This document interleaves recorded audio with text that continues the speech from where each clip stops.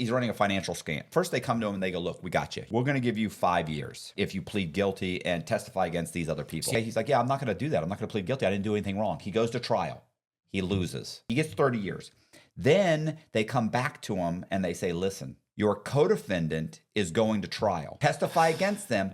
We'll cut your shit in half. He says, I'm gonna win on appeal. The guy goes to trial. He loses.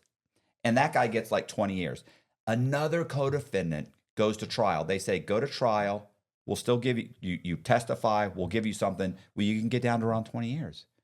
And he says, I'm going to beat you on my 2255. And he loses. They go to trial. He doesn't. They get found guilty. He loses on his 2255. Now he's got 30 years. This is after he's been locked up like 5-6 years. Right. His sister comes to him and says, listen, I know a guy is a drug dealer. He likes me. I understand there's something called a third party rule 35. And he goes, yes, there is. When I say she sets this guy up, the drug dealer, with a boatload of drugs, she gives them a boatload of drugs. They didn't give him anything?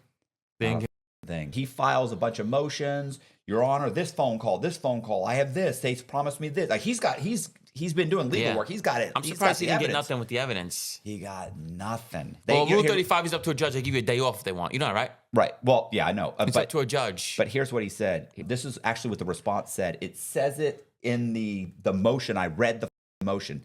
This was before Osama bin Laden got caught. They said if Kevin, whatever his name is, if Kevin were to give us the location to Osama bin Laden, he doesn't get 1 day off his sentence. It said that in the motion. No,